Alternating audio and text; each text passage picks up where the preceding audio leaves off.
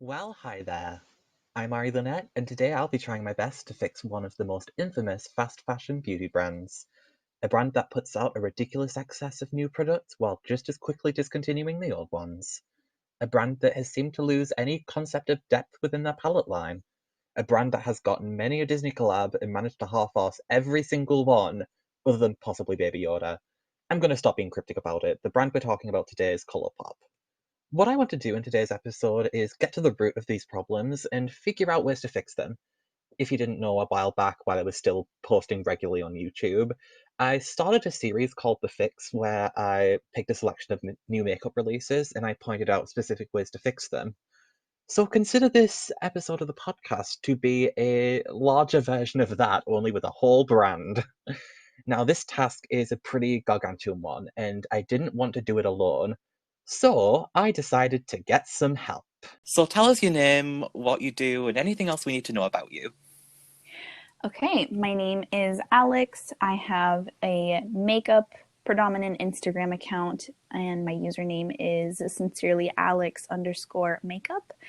I have had my Instagram for about 3 years or so, and I have been a regular consumer of makeup content, predominantly on YouTube, for the last 10 or so years. So makeup has been one of my biggest hobbies, and over the last year, I have really dedicated a lot of time to curating my Instagram feed and building a small community with folks and getting to know people along the way, following new accounts all the time.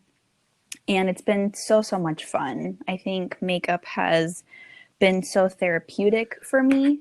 And whenever I get to do it and whenever I get to talk with people in our community about makeup releases and conscious consumerism, it makes the hobby that much more fulfilling. So that is a little bit about who I am and how I kind of came into doing what I'm doing now in terms of the makeup community. That was such an amazing introduction, I have to say. I was just like, oh my gosh, so eloquent. Thank you. So now for the random question. So if you don't know, whenever I have a guest on here, which I've only had one other one so far, which is my sister, but whenever I have a guest on here, I like to offer them a random question, and it's always something different, so you never know what to expect.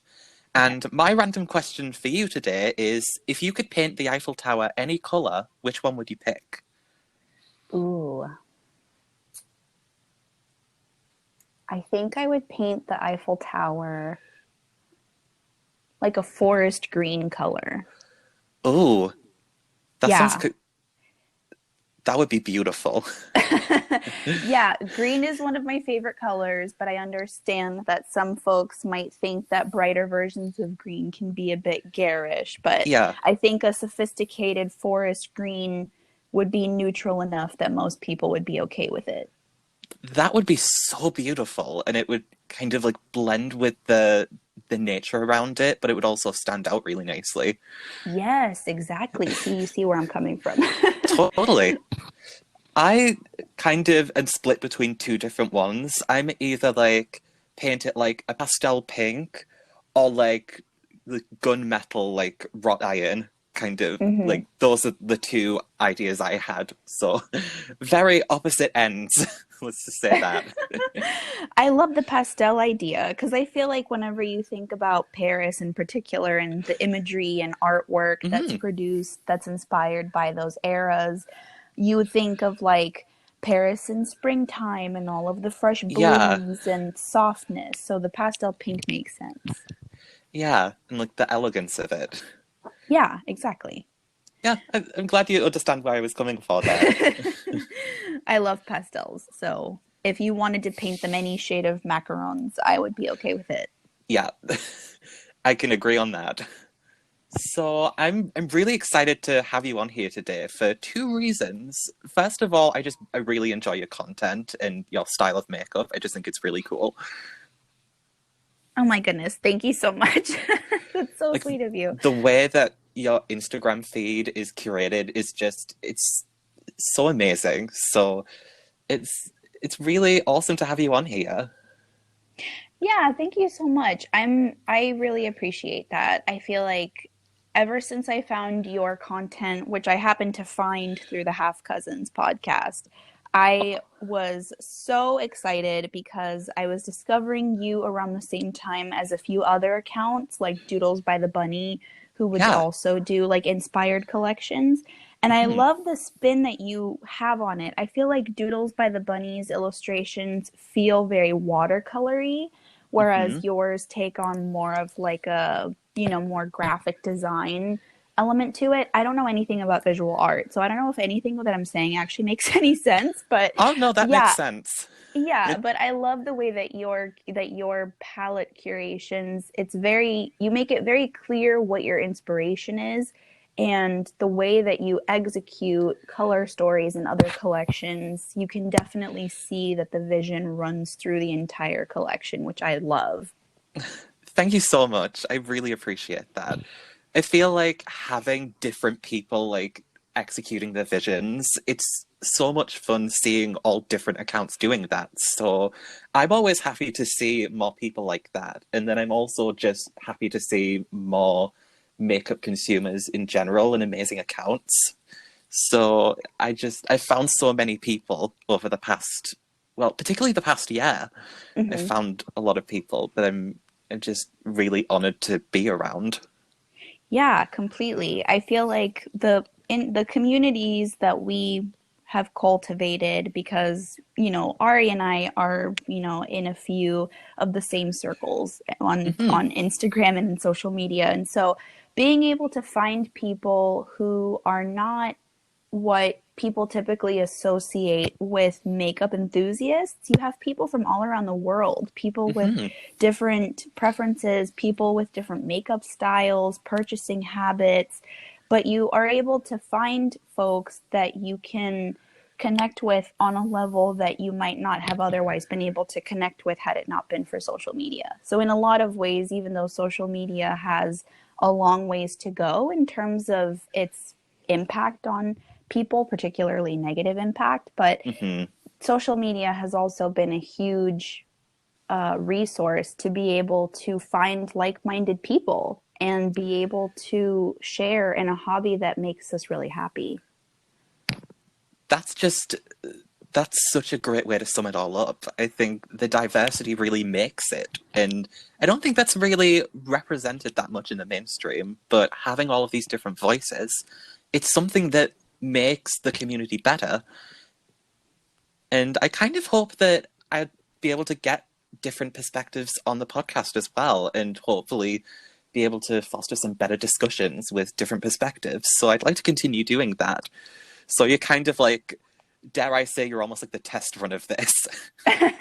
Sorry about that. Yeah, no, I'm completely honored. I'd love that. Yeah, so let's get on to the subject of this episode, which is about fixing Colourpop. That's kind of like the working title of it.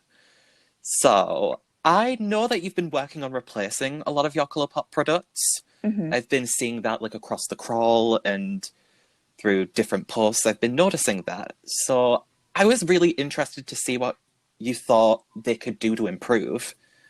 Hmm. And that's kind of how this episode kind of started in my head of like, okay, this could be an interesting conversation because I think it's important that consumers can look at a product and maybe suggest improvements and kind of figure out what they do differently, which is basically what I do a lot on my account overall. Yeah. But I think I think those types of conversations could be really productive. So Yeah, no, I think so too. I think with Colourpop it's a really interesting case because Colourpop has done really well for themselves in terms of cultivating a social media presence.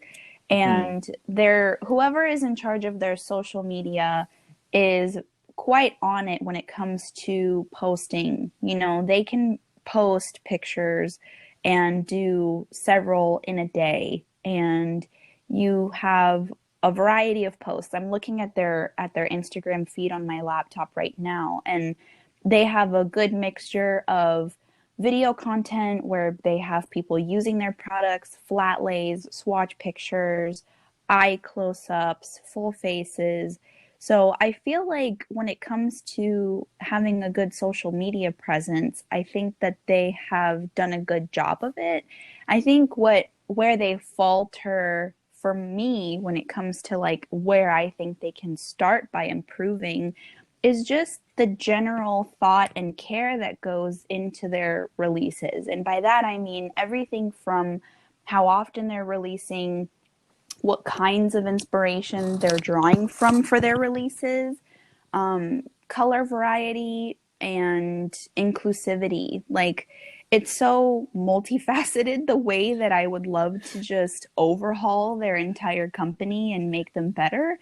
But those are just a few broad topics where I would start. I totally agree with that. I think it is definitely a very broad subject, which is why I think it's such an interesting subject, because it's not just like one singular point.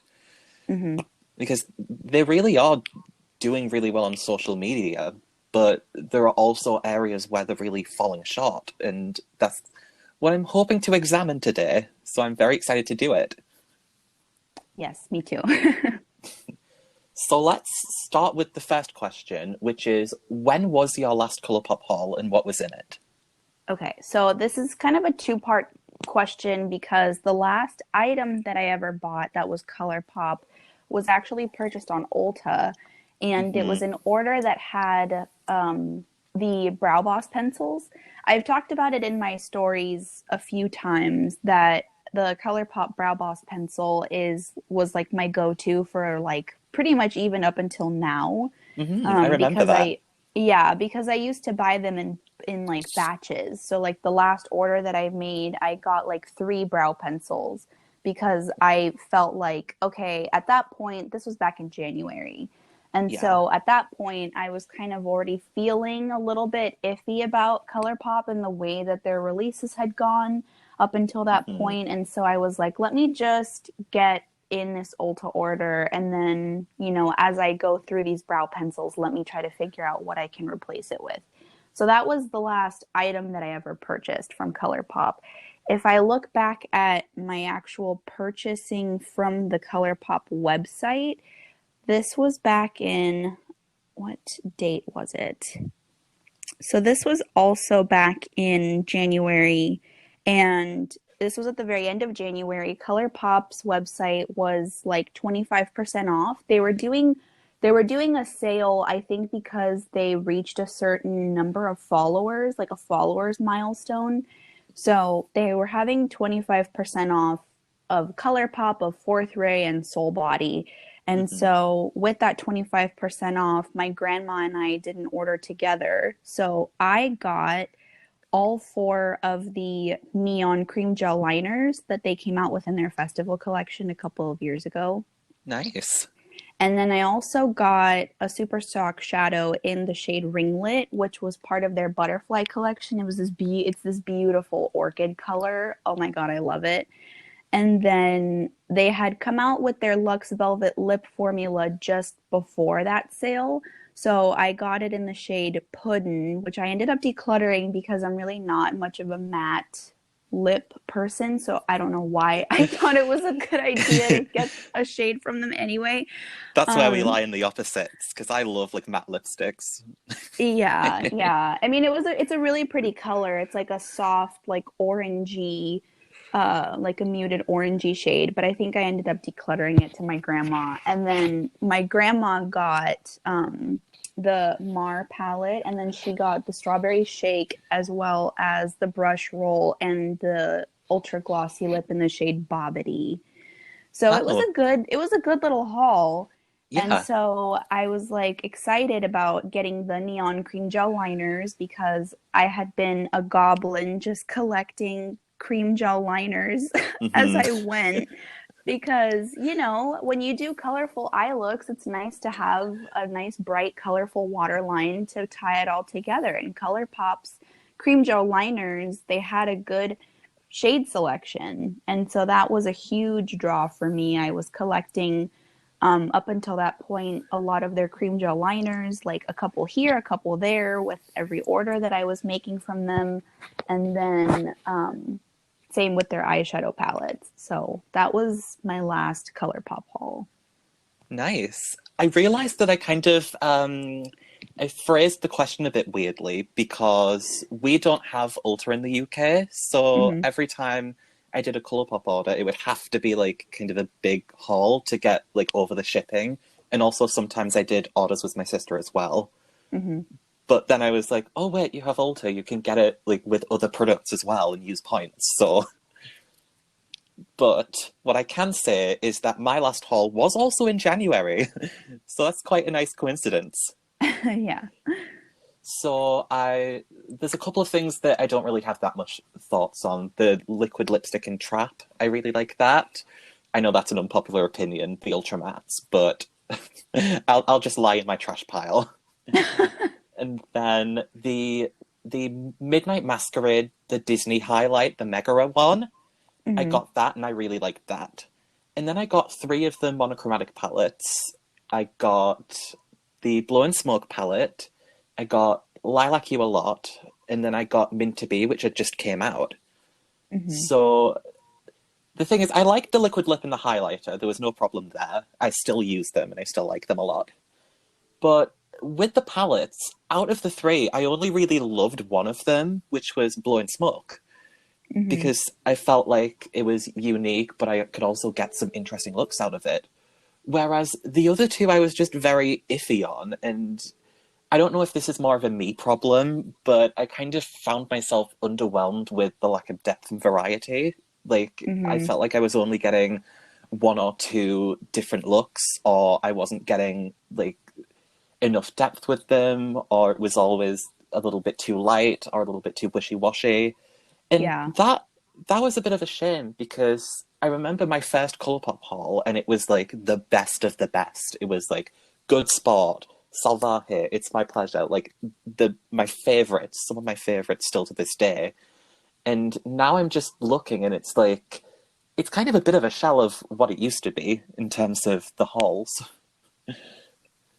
Yeah, I completely agree. I think that I don't actually, that haul from Ulta, I don't think was in January. I think it might have been at the beginning of June.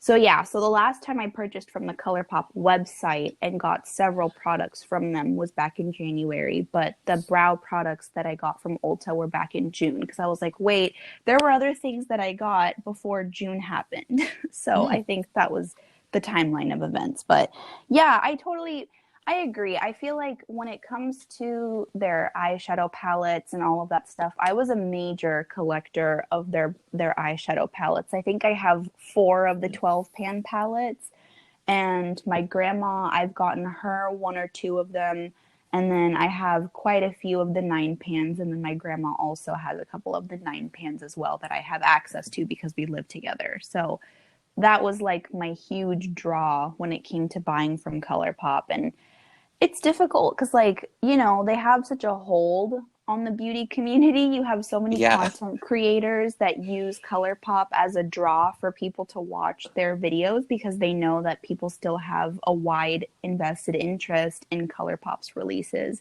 So it's difficult to kind of escape it as I'm on the train of I don't want to buy from them anymore.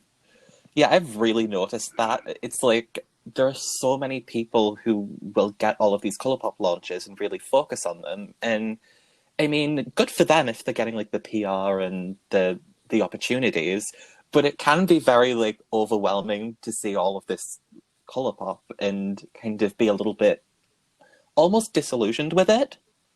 Yeah.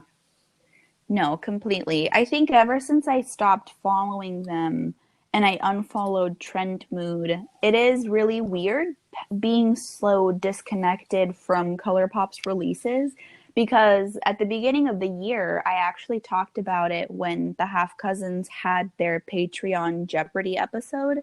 And I talked about it when we were in the middle of taking a break. And I was talking about how I had started keeping track of all of Colourpop's releases so that at the end of the year I could come back and report on what I found in terms of how many new products they had released, how often were these releases happening.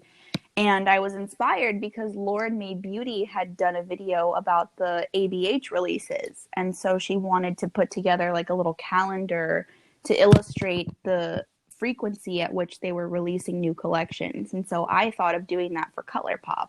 And then as the year went on and they were just having more and more issues that and just doing more and more things that rubbed me the wrong way, I'm like, you know what? I give up.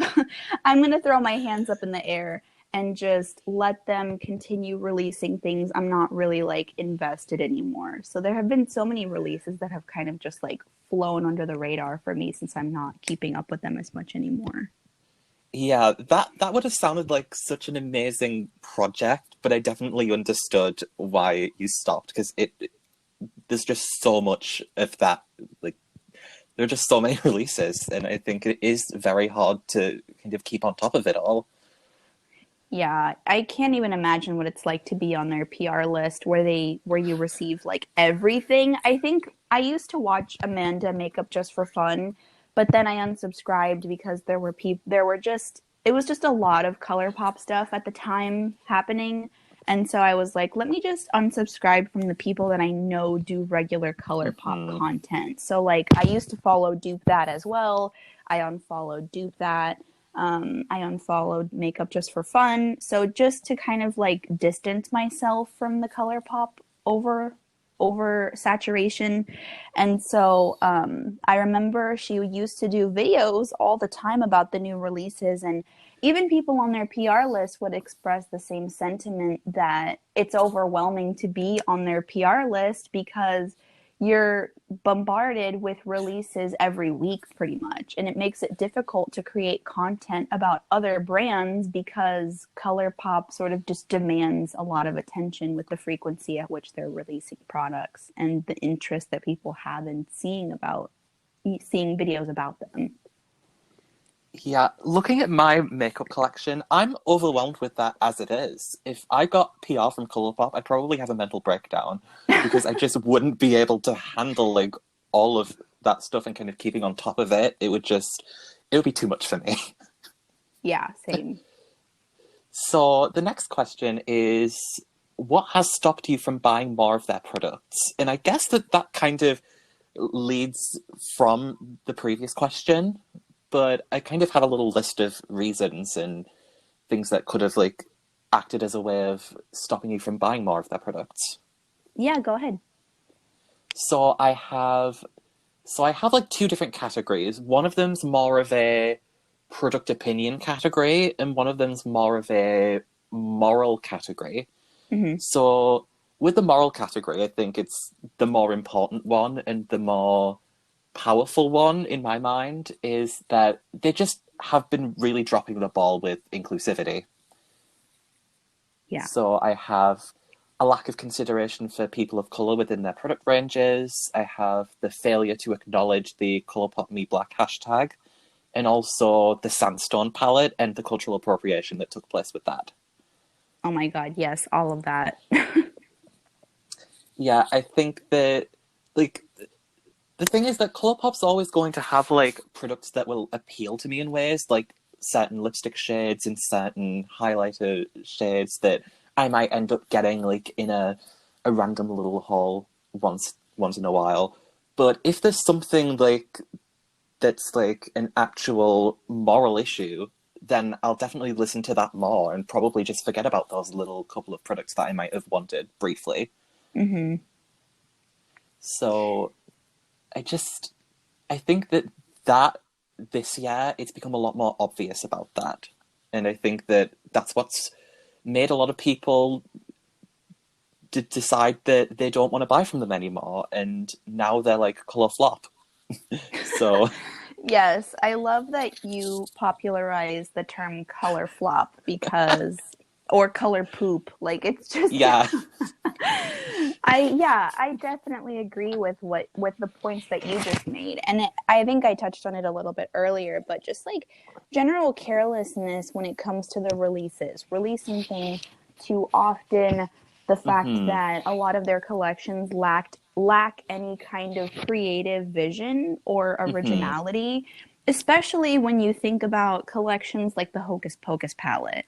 You know, Yeah. you have a movie franchise that has a cult following, Yeah. and you decide to put out this collection, and the cover art, fine, whatever. You know, hmm I'm pretty sure Millie Bad to the Brow pointed out that it's the same imagery that they had for like some Oreos or something that were Hocus Pocus themes, or some kind of food item that was Hocus Pocus, Yeah. inspired or whatever. And licensing is probably expensive. Yeah. Any of those items could have come up about why they didn't have any original illustrations.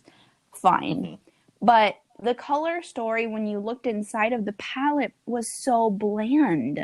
It hmm had no sort of vision. If I had just seen the color story, I would have not associated the color story with a movie like Hocus Pocus. hmm Exactly. You have things like Hocus Pocus where there's basically a pre-built audience there who were pretty much ready to buy the products because of like what it's associated with and that cult following. And it's Mm-hmm. like they keep dropping the ball with the collaborations and overall a lot of the releases just not having creative vision or depth within the color stories and just kind of not doing things in a creative way like you hope they would. Yeah, exactly. And then along that same vein, the Sandstone collection for sure was kind of like, okay, this is really thoughtless. And hmm even though I'm not a part of the community that is being affected, I still hmm think that there should be more thought and consideration that goes into these releases so that you don't even have to be at the center of this sort of unrest, like if you wanted to do like a New Mexico or like desert inspired, or even if you wanted to keep the name Sandstone, I feel like hmm there are so many other directions that you could have taken it in where people wouldn't even be confusing the patterns that you're using with real native patterns. Even if it's something geometric, you could have kept a geometric motif without it resembling native patterns.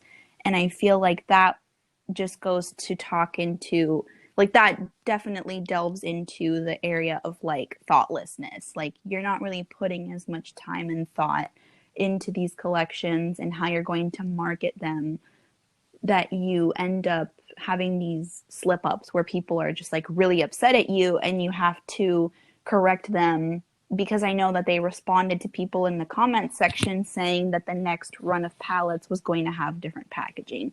And that kind of reminds me of what happened with the Blow and Smoke palette. Like, hmm originally it was Smoke Show, and then it was Smoke and Whistles or something like that, and then it's like Blow and Smoke. And I think hmm that one, wasn't it that they had like a dispute with Colored Rain because Colored Rain had already trademarked the Smoke Show palette? Yeah, I think that was it, as far as I can remember. Yeah, and so that's just another thing. Same with the Ola Chola collection that they did with Becky G. Like, there was a hmm smaller Latinx owned brand that was actually called Ola Chola, and even though they were hmm more clothing and apparel, not makeup, I'm pretty sure Colourpop was sent like a cease and desist, and they had to like, they didn't have the ability to do another run of that collection. So people who didn't get their hands on it during that first launch just didn't get it, because Colourpop was, basically being called out for not doing their research in terms of what's trademarked and what is not.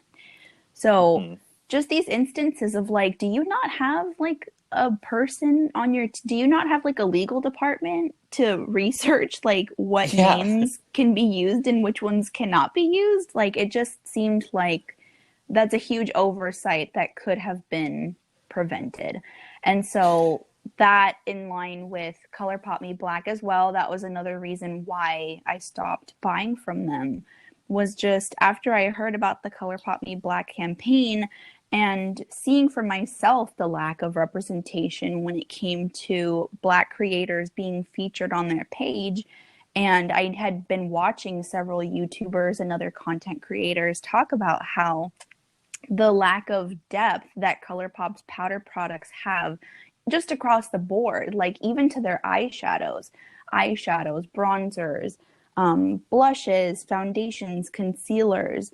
Their whole product line had a huge blind spot in it. And that wasn't something that I was ever privy to because, you know, I'm of a lighter skin tone, so I don't really see the things that people with darker skin would see. But having all of these creator friends of mine talk about how Colourpop needed to do better, it was like, wow, like you're totally right. And it just kind of turned me off to the whole thing because it felt like the wave of representation that they were trying to show later felt like they were pandering to the consumer.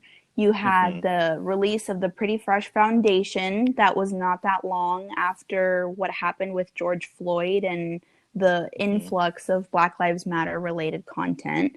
And the foundation was an attempt. They made an attempt at being inclusive. They tried, yeah. But even then, like you still have, it doesn't matter how many shades you have. Like it all comes down to undertone. What kinds of models you're using for your campaigns, and just being more well-rounded with your product offerings. And they weren't doing that either. So I think that, and then the Wild Nothing collection, oh my God, the Wild Give Us Nothing collection.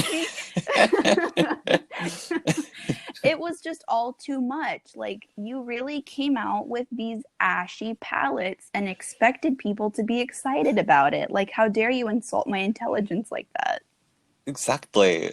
And I think what Colourpop is really lacking is the consideration. Like, the consideration for just the whole audience they're ignoring by releasing all of these ashy products. Consideration to not appropriate other people's cultures, consideration to not like plagiarize, like just to be able to look out to other people and to listen to them. That's so important. And right now it kind of feels like Colourpop's got this idea of what it can do and what it is, and doesn't really want to listen to the world around it that's responding. Yes, exactly. And I think that's really ironic because Colourpop in the past, when they were releasing, I'm thinking about when they started releasing all of the monochromatic 9-pan palettes. Yes. They would constantly talk about how, you know, you all asked for this and you asked for this color scheme and we delivered, blah, blah, blah. Like, we're always listening to you, and taking suggestions from their community and all of that stuff. And it's like, okay, that's cool. People were asking for a green palette and you delivered on a green palette. But now people are asking you for more than that. They're asking you to be more thoughtful with your releases. They're asking you to create products that include them because you clearly want their dollars, but you're not doing that. They're asking you to be less frequent with how you're releasing products, and you are not doing that.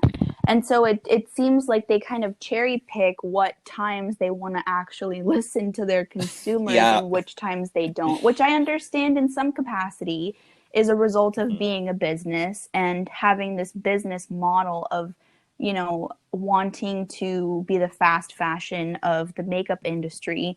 Fine, whatever. But don't sit here and say that you listen to your consumers when there are so many instances of not doing that. Absolutely. I just agree with all of that. I think you really summed it up. I think another thing is that they were really pushing, like, when they brought out the yellow palette, like, we all know you wanted this and you were waiting for this. But when everyone's asking for restocks and, like, not for them to not discontinue certain products. They're just like, oh, I'm sorry, what was that? We don't hear anything. That kind of is what it feels like, because it just feels like they're just kind of covering their ears whenever they don't want to face up to certain things. And it's frustrating. Yeah, for sure. So, challenge. What do you think was their last, like, really, really good release? Okay, so I posted about this on my Instagram a couple of weeks ago, and I will repeat it here. I will die on the hill of saying that they peaked at the Good Sport collection. Honestly, I have the Good Spot over there right now, and it's a legend palette. It's one of my absolute favorites. So I have to say, I can agree with that. Yeah, I love the Good Sport palette so much. That was their fall 2018 palette.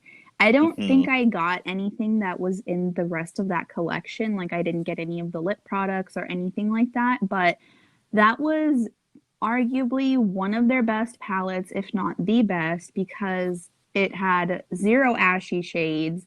The color story was actually creative, Hmm. and it actually stands out amongst all of their other palettes. And I don't think that that's something that you can say about a lot of their other products, because their color stories get repeated so often that the Good Sport palette was my favorite because it didn't look like anything else that they had already come out with.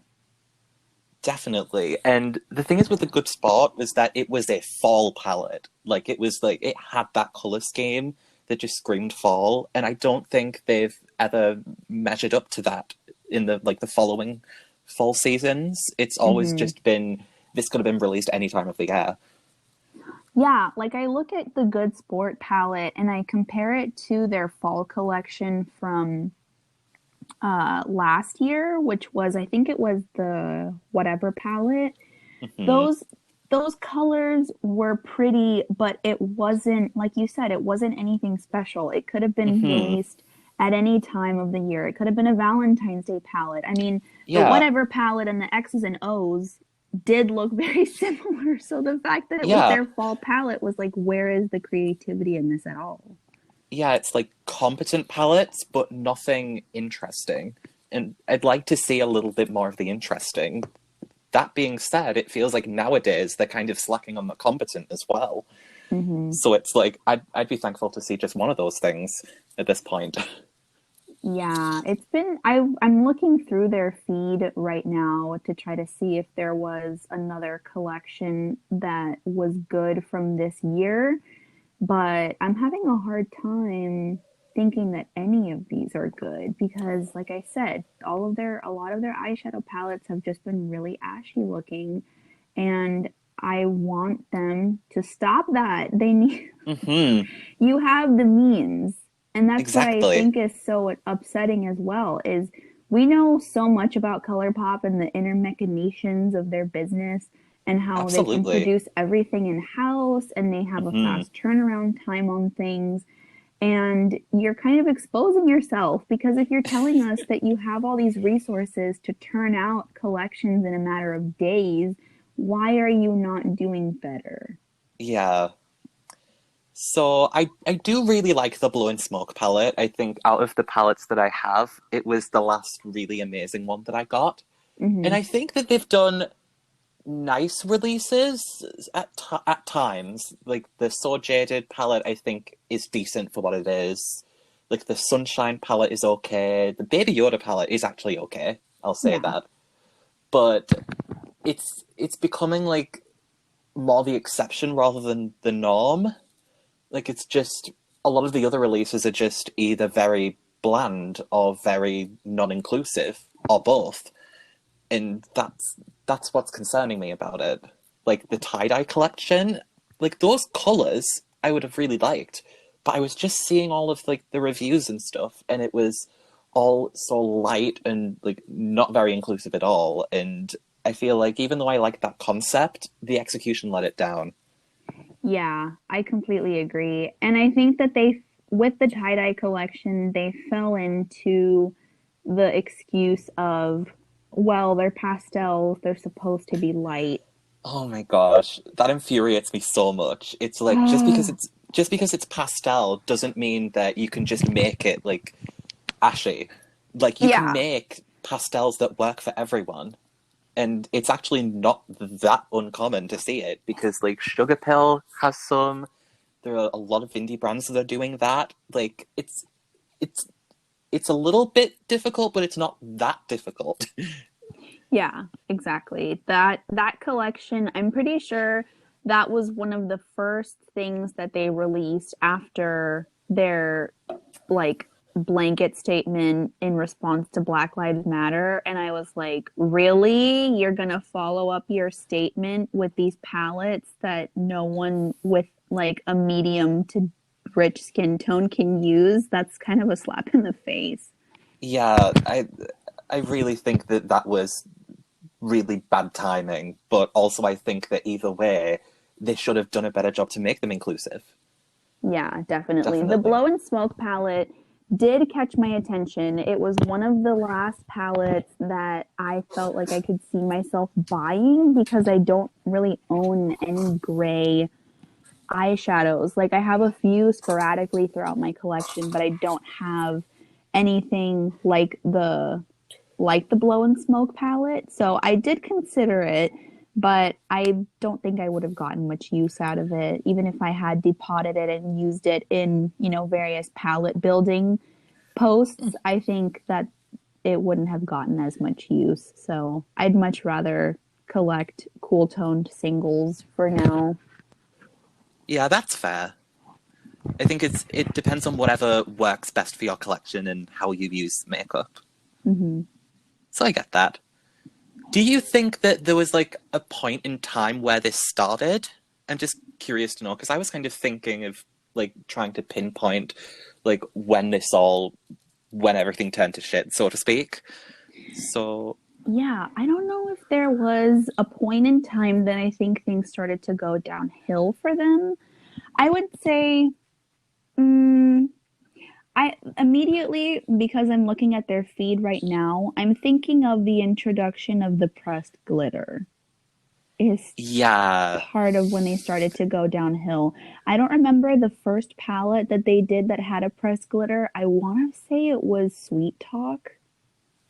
I think you might be right there because I don't remember any of them before then.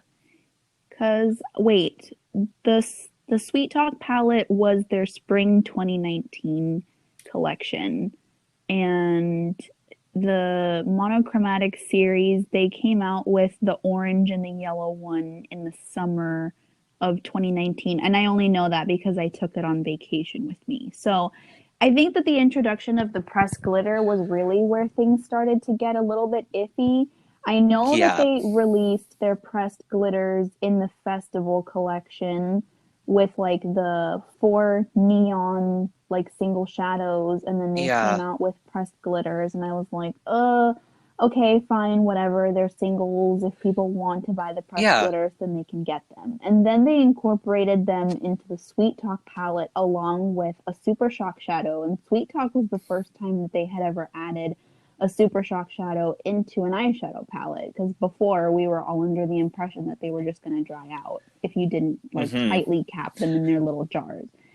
And so I think that the introduction of the pressed glitter is probably where I would start to track their downfall, because ever since then there have been countless palettes that have come out with pressed glitters, and I know that there are people out there who don't really have an issue with pressed glitters, but it does seem like a very loud majority of people are not into the Hmm. pressed glitters, because in a lot of ways it cheapens a palette because it doesn't cost that much money to just put a glitter in place of an actual shadow. Yeah, I feel like sometimes brands will kind of just rely on press glitters to kind of maybe save a little bit of money, but at the end of the day, it makes a lesser experience for the consumer mostly because a lot of them won't want to use it on their eyes.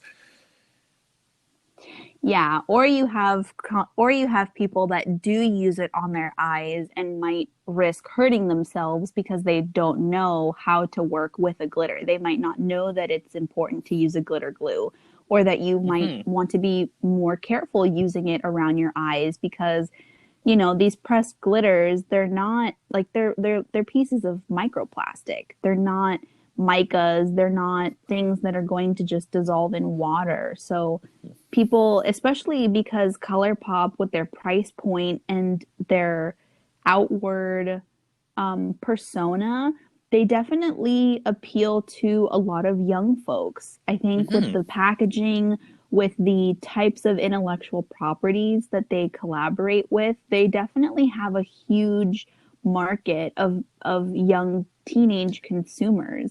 And so if you're using your platform to market to a younger audience, then I think that having something like a pressed glitter where people might not know like the eye safety that comes with using a pressed Mhm. glitter, it feels irresponsible.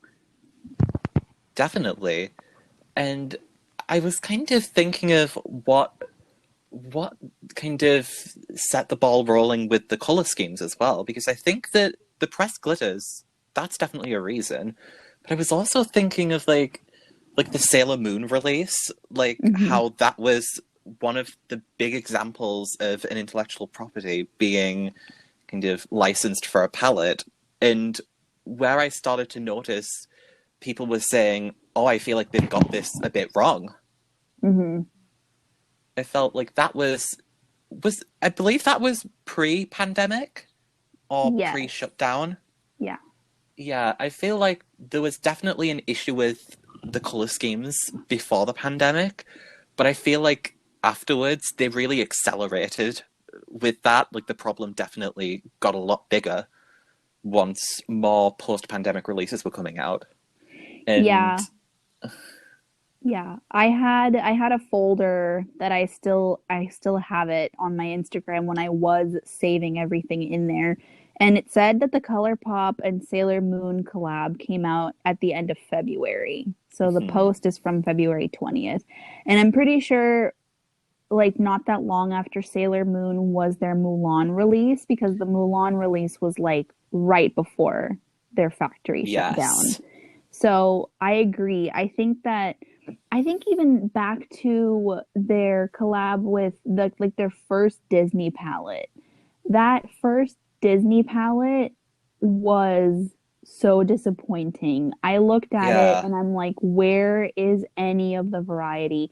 I get it. Okay, you want maybe with these intellectual property collaborations, they might not have full reign of whatever colors they Mhm. choose to include.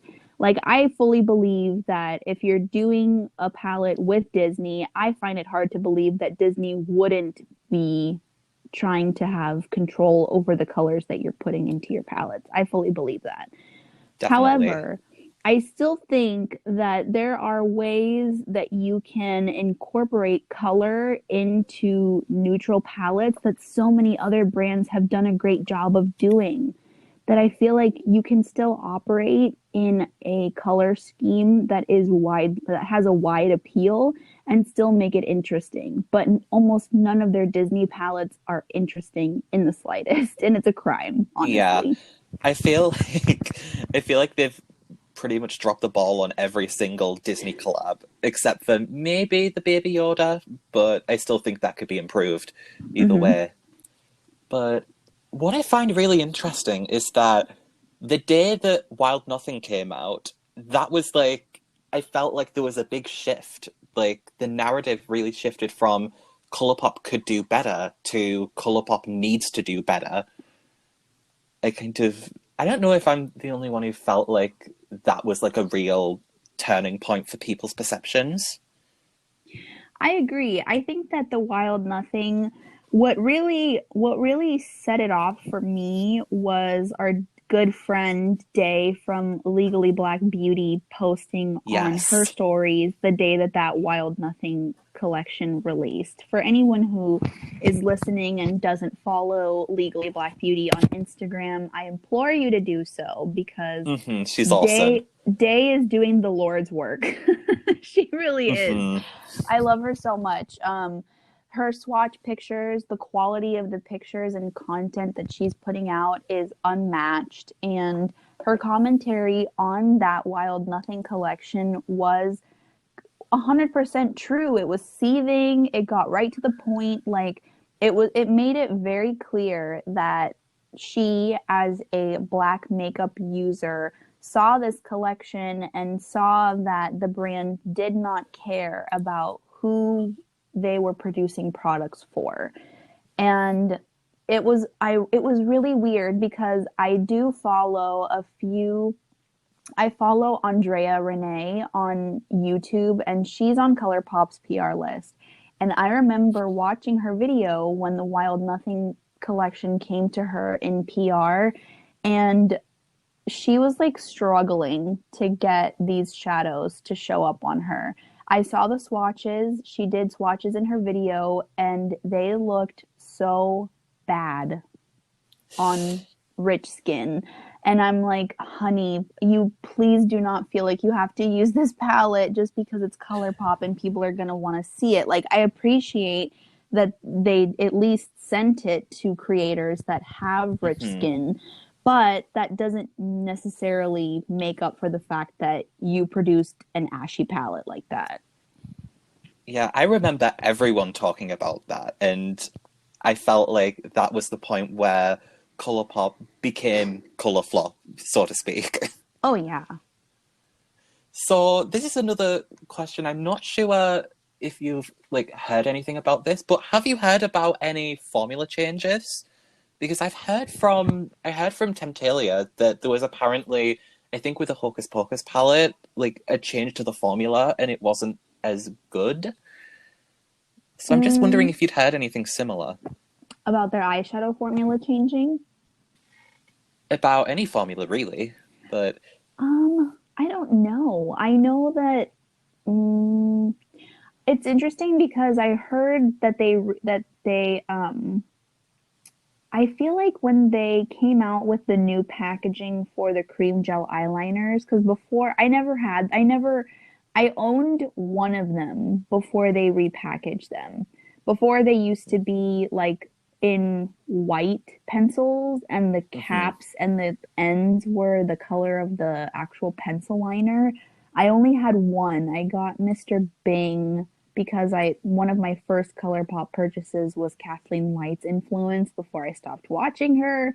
And then when they repackaged the cream gel eyeliners so that the entire component was the same color as the color inside, I thought that they might have reformulated some, or heard rumblings from people that with the repackaging that they might have also improved the formula because they used to be really dry, and then they were now creamy.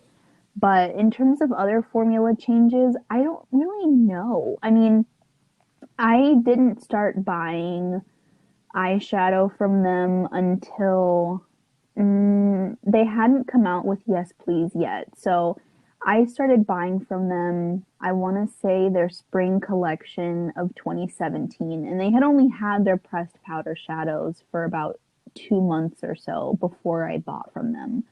And so I will say that I think that their quality does not age well.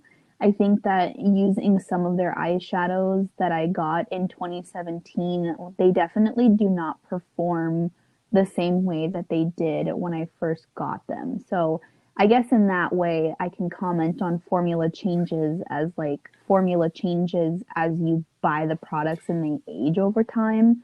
But in terms of like any of their newer stuff, I haven't bought from them in a long time, so I wouldn't really be able to comment on any of their newer releases having different quality from before. Yeah, that's fair.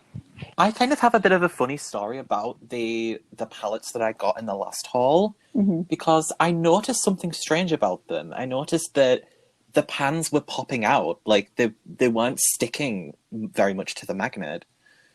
Really? Yeah, especially with the mint to be and the blowing smoke, they were like kind of almost like halfway out. They never fully fell out, but I just found that so strange because I'd never had that problem with any of the other palettes that I got from them. Yeah, I don't know if I've ever had that happen to me.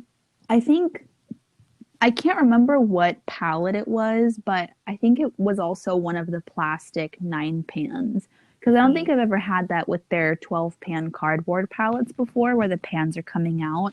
But I can see that happening with the 9 pans that are in the plastic component. I think as I've depotted and rearranged things, I have had a few instances where the pans like almost don't want to go in all the way. So I wouldn't be surprised if that was an issue with other palettes as well. Yeah, so I always found that story funny, because it was like eyeshadow whack-a-mole almost, and I was kind of trying to pop them back in, and often I'd have like shadow all over my fingers because I was trying to just making sure they didn't pop out again. Yeah, that's hilarious. I can totally picture that. Yeah. So the next question is, what do you think they should release more of, or what they should release instead? I think that they should. I think that they should release more. I think that they should release more of their pressed powder products. So I think that they should come out with more blushes and bronzers, maybe update their formula a little bit, because I have a couple of them and they are hit and miss. Some of them perform well, some of them are not as pigmented. So I think that they should definitely lean into their pressed powder face formulas. I didn't really like their pressed face powder. It was a little bit too thin for me. And as someone who has skin that leans more oily, I felt like the pressed powder wasn't really doing anything for me. But yeah, their pressed powder blushes especially, I think that they can do so much, because they came out with those pressed powder blushes in the Making Mauves collection that had like a flower imprint on them, and then they also had the flower imprinted blushes from the Mulan collection. I think that they should start normalizing releasing several depths of the same tone of blush in a collection. Yes. Like, if they were going to do the Making Mauves, they came out with 2 blushes and they were not even that far apart in depth and tone. So I think if they were going to come out with a Mauves collection, they could have come out with like a really light version, like a more mid-toned version, and then a really deep version. I think that that's something that brands, even outside of Colourpop, should start doing, because if you're releasing a collection based off of a particular color, then by logic, it makes sense to make that same color work for various skin tones. And you don't really see that happening. So I think that would be great. I also wish that they would release more of their interesting Super Shock shadows. Like, I'm biased. I happen to really like their Super Shock shadows. Not so much the matte formula, because they just dry out so quickly, but these really dimensional, shimmery shades. I know that our friend Emily Han is not so much a fan of the Super Shock shadows because of the pots, and you could easily get a similar effect with a really pretty, like, indie shadow that's nice and dimensional. But I think that the Super Shock formula is what Colourpop was founded on. It was their first product, and I think they could stand to reformulate them to where they don't need to be in a pot anymore. Yeah. You know, like, how cool would that be if you could just put their Super Shocks into like their palette builder with powder shadows? That would be amazing. That is just such a great idea, and I think it would inspire a lot more people to like put together their build your own palettes. Absolutely.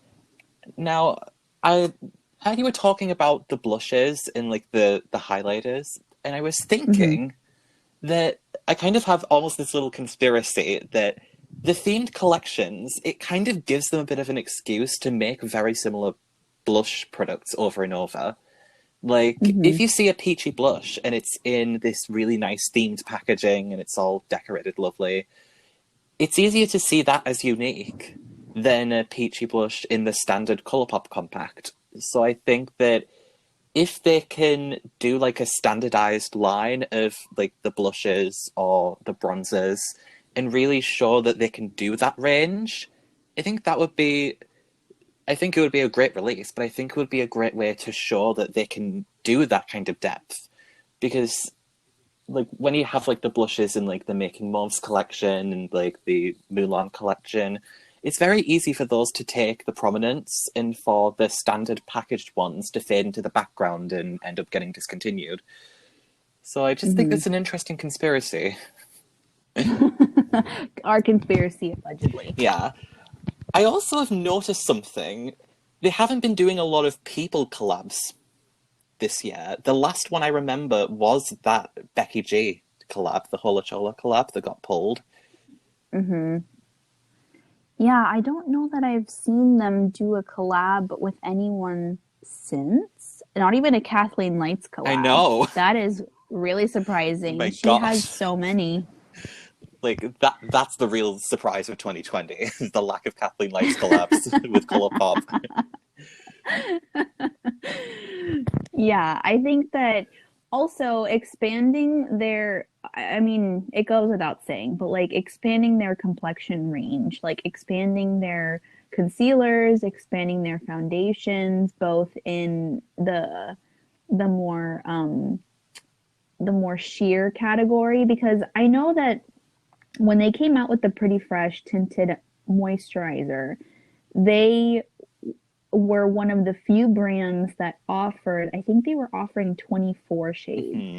I think they were one of the few brands that were offering that sort of product in that many shades, because historically brands have been trash for a long time and have only released 8 shades or 10 shades of something like a tinted moisturizer.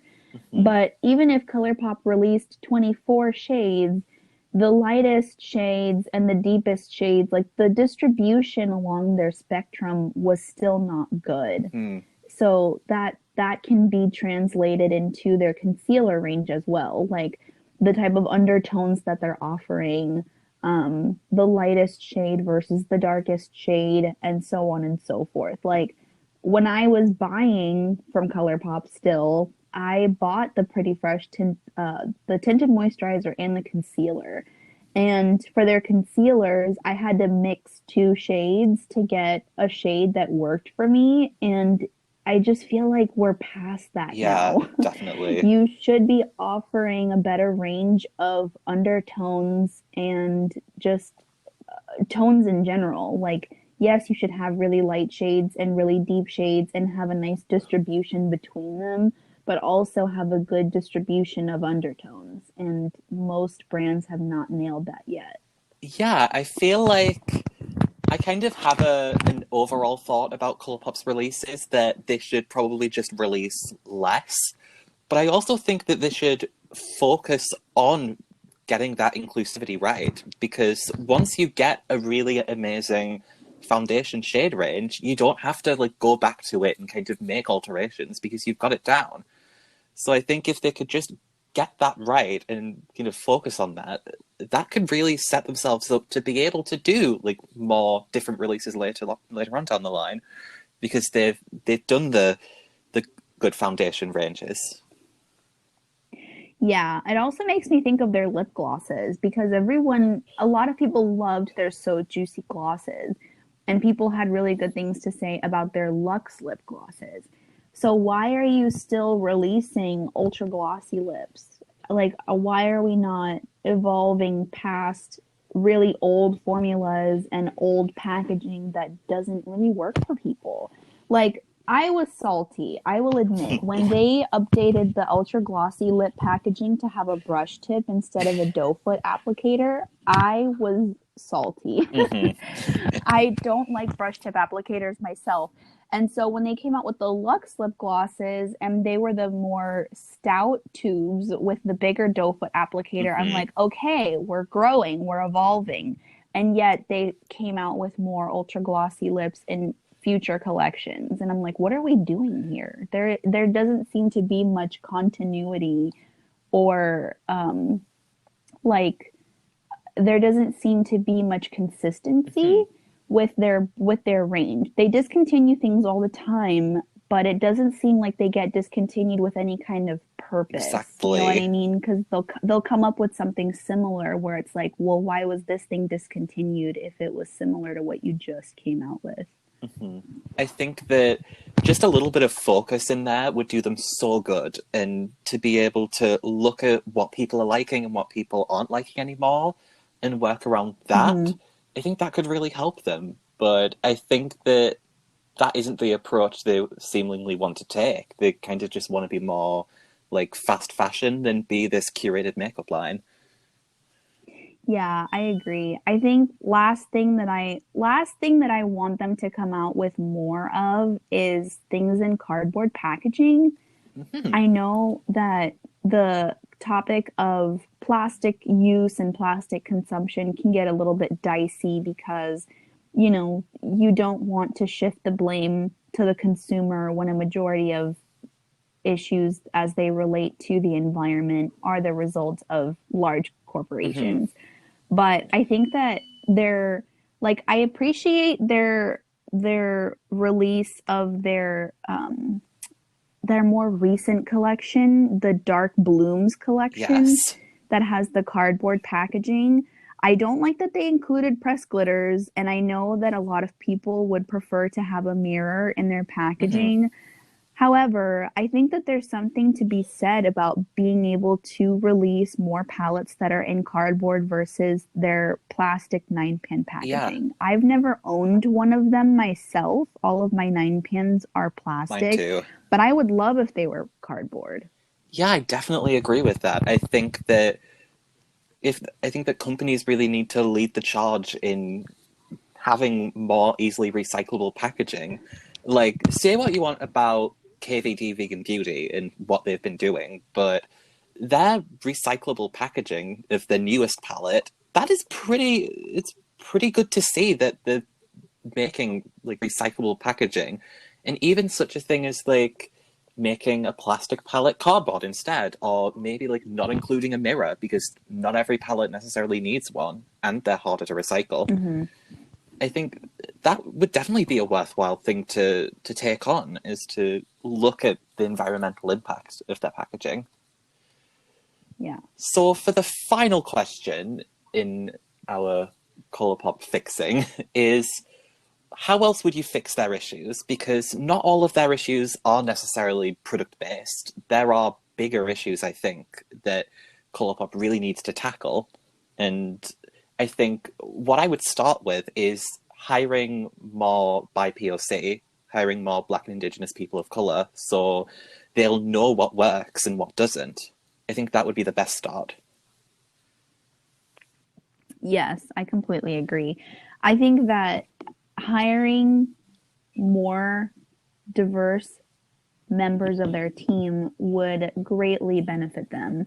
I also think that working with content creators and hiring them on as consultants for one-off projects would be another good endeavor. I think that definitely hiring more BIPOC would be a great start. I think that when it comes to the breakdown, that was another thing. When we're talking about Pull Up for Change, that was another reason why I stopped buying from them, was because if you look at Pull Up for Change's Instagram, I don't know if Colourpop's numbers are still up, but I do recall that the largest percentage that they reported in terms of racial groups at their company, the highest percentage was Latinx. And that sounded very suspicious because I fully believe that Colourpop included their factory workers in those numbers when Pull Up for Change specifically asked for people who are like higher level, like upper level managers, upper level supervisors, CEO, CFO, stuff like that. So the fact that you're likely including your factory workers in your number breakdown to skew the results away from having a majority white employee base is sus. And I didn't like that. Yeah, that's very dodgy, and that really definitely would make people see them in a different light. Certainly makes me see them in a different light. Yeah, so even hiring on like a diverse team of influencers to work for you, you pay them for their time and it's like a consulting thing, that would be a great way for influencers of any platform size to build better working relationships with Colourpop, even if they don't send them PR, or even if you do get sent Colourpop PR, like you get PR, but you're also able to provide input in their releases without fear of backlash and without fear of getting taken off the PR list because the opinions that you express in your videos or in the content that you create with your PR might catch them off guard. Like, help them to create something that is going to be well received. And I think that that would take them very far as well. Last thing that I would probably recommend that they do would be to release less often, but because that's kind of their gig, I doubt that that's something that would happen. But yeah, I guess even just like, I know that some brands have like private Facebook groups, or they extend opportunities for consumers to be part of like focus groups and help with product development. And I think that that's another way that they would be able to succeed.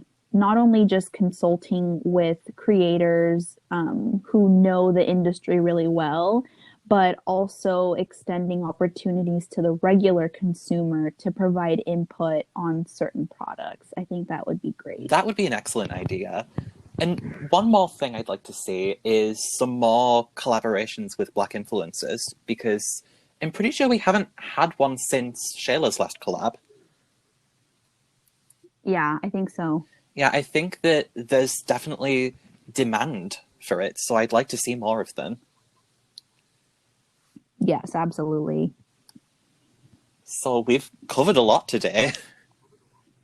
It's been a really awesome discussion, and I think that, is there anything else you want to elaborate on first, or any other things that I didn't cover?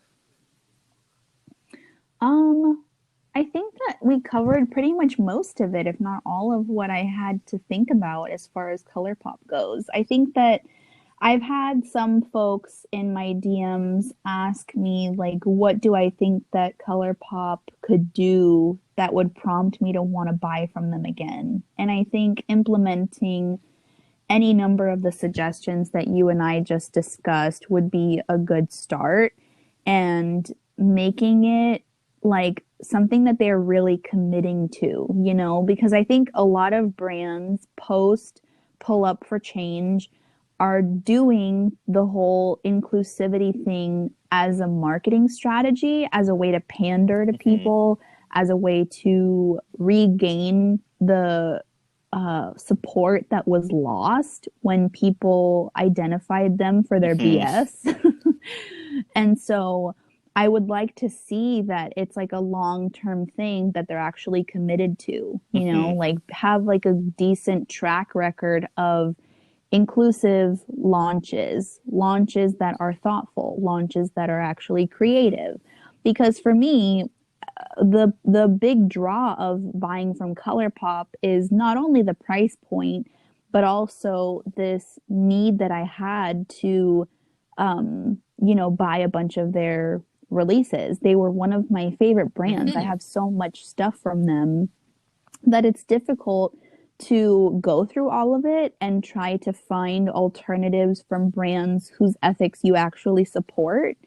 And so that's why this project of mine of slowly replacing my Colourpop products is going to be a long one. You know, I have so many eyeshadow palettes from them. A majority of my eyeshadows, even eyeshadow singles, are from Colourpop. They had such a hold on my collection because I was so enamored with everything that they were doing. I think they were like one of the first brands that really got me into colorful makeup. And so now kind of waking up from that spell and realizing that there are other brands that do better out there and produce better quality is just kind of like, okay, I'm having to rewire my brain to understand that Colourpop is clearly not the end all be all. So what I usually do with brands is that most of the time I don't like fully like cancel them, so to speak. I'll put them on ice for like 6 months or so and give them the opportunity to improve. And what I want to see is that improvement in front of me, like in writing, because I think that even though like brands often want to improve, I think it takes time, and sometimes you have to kind of step back from a brand and be like, okay, now you need to improve things before I want to shop from you again. And I think it is really that key consideration of different people, of people with deeper skin tones, of people of different cultures, and really just, if they need to, give them a seat at the table, because I feel like they really do need to give them that seat at the table to consult or to create. Like, when I do my designs, I try my best to be inclusive, but I can only go from guessing. Like, as far as I'm concerned, you need to have people of color in the room to tell them, like, this is not going to work for me. This is not going to work for people deeper than me. So I think if I had one key message for Colourpop, it's bring people in and listen to them, because that is just so important as far as I'm concerned. Yeah, I agree. I think what's going to be difficult though about that moving forward is that because like I was just looking at their Instagram. They are at almost 10 million followers on Instagram. And the problem with that is that you have so many people who like don't think the way that we do. You know, so many makeup users don't really think about the social or moral implications of the brands that they support, which is a position of privilege to hold in a lot of cases. If you are someone who doesn't really have to worry about a brand not producing products that don't work for your skin, then you're likely not going to consider the act of withholding your patronage from them until they get it together. So that's going to be what's really difficult moving forward when it comes to expecting a change or hoping for a change from Colourpop, because they have such a huge consumer base, and because you have so many people who love on them and buy every release and think that, you know, that they can just look past all of the brand's wrongdoings, that is going to be a huge hindrance to Colourpop's ability to grow. Because why would you grow when you have a whole fan base of people that will support you no matter what? It's the same with people. Why would people want to do better for themselves and change their problematic behavior if they have so many people on their side co-signing what they're doing? That's an amazing analogy for that. It's like, people already love us, why do we need to change? But it's like, there are a lot of people that want to see that change, and hopefully one day we will, but it is really just a matter of time, I think, to just wait and see what happens. Yeah, you brought up KVD earlier. And I think that that's another good example to use when it comes to people holding a brand accountable and voting with their dollar. You had Kat Von D doing all types of messy stuff on social media, and people were tired of it. Granted, a large part of that is also probably because the brand hadn't been releasing things that people were interested in to begin with, and that helped to fuel their decision to not 100%. Buy from them anymore. But if you have something like Colourpop, where when I talked to Emily Hanhan about this in the Colourpop related stream that we did a few months back, I was talking about how when it comes to Colourpop, the ways in which they are messing up are a lot more subtle and Mhm. insidious than what brands like KVD and Too Faced Definitely. are doing. I think that once we can like pinpoint the issues and really bring them out into the open, I think hopefully more people will start to realize that. But I think it's a bit of an uphill battle. Yeah, I think because Colourpop is not showing their butt to everybody Mhm. online with like blatant racist slurs or blatant denial of Mhm. science or blatant anti-Semitism, like they are doing it in a way that is Mhm. very subtle and unspoken. And I think that's why so many people have a hard time with acknowledging that they have these issues, because they're just releasing things and, oh, I Mhm. think it's pretty, and like maybe you don't surround yourself or you don't follow that many creators of color, because that can also contribute to why a lot of white passing or light-skinned consumers don't really think about these things, because they're not following a diverse group of people that would otherwise be able to provide input on these releases that are not inclusive. So if you're in this echo chamber of other users, other makeup lovers who are obsessed with Colourpop as well, you're probably going to be blinded to all of the ways in which they can improve to begin with. And so you then cannot begin your journey of analyzing why you still support this brand.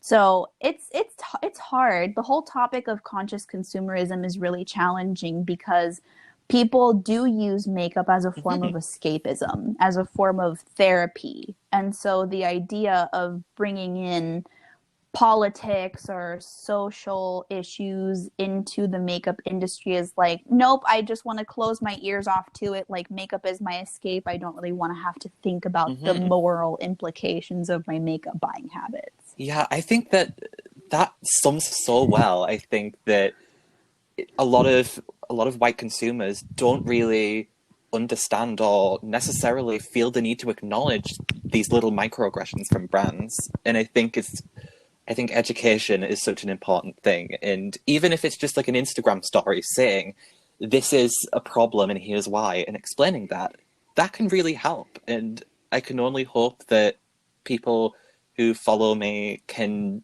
see that and understand that. Yeah, definitely. And it's also a privilege that I have to acknowledge in myself as well, because not everyone is in a financial position to be able to buy from brands Hmm. that are more affordable. It's also a privilege that I have as someone who lives in the Yeah. United States. You know, a lot of our international friends are not able to buy from brands that are in other countries because of, high cost of shipping and customs fees and all of that stuff. And so I understand that my position in being able to buy from brands that I consider are worth my dollar is not the case for everybody. There are people who have different skin tones who don't have as much money, and so all they can afford is what's offered at the drugstore, and that's okay. I'm talking more specifically about people who are in a position where they can choose and using your dollar to support companies that fall in line with your personal views and what you hold to be important. Absolutely. Absolutely. I think Mm-hmm. that is a great place to leave this on. And I think we can say we fixed Yay! Colourpop. We did Yay! it. We did it. So before you go, I have one last question, and Okay. this is the most important question of all. Do you have anything to plug?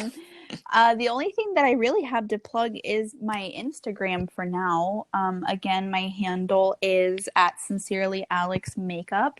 I do a combination of nails and makeup and potentially a little bit of hair care as I'm starting my natural hair journey and transition into, not heat styling my hair and wearing it natural and stuff. So I do a few different things on my page. I am doing a palette and polish series where I take nail polishes in my collection. If they are new, then I go ahead and review them. I wear them over the course of a week. I post about it on Mondays, and I will use that nail polish as a point of inspiration to create a color story with single eyeshadows. So I have my palette and polish series that I do every weekend, and I will sporadically post looks throughout the week that I do with other products. I will occasionally do empties videos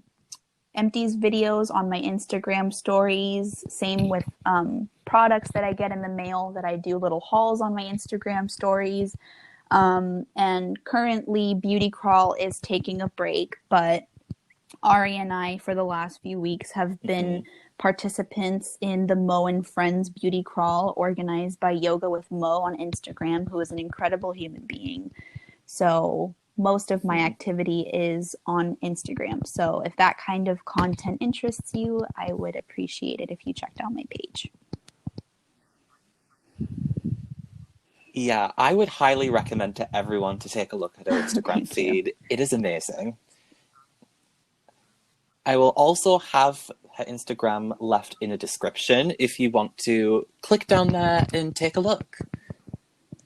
So, thank you so much for doing this episode. Thank you so today much, with me. Ari, I for really having me appreciate on. It was so much fun. This was a really great conversation, and I thoroughly enjoyed it. So thank you so much for having me, and I look forward to sharing this podcast with everybody. Like, Mom, I made it. I was officially on a podcast.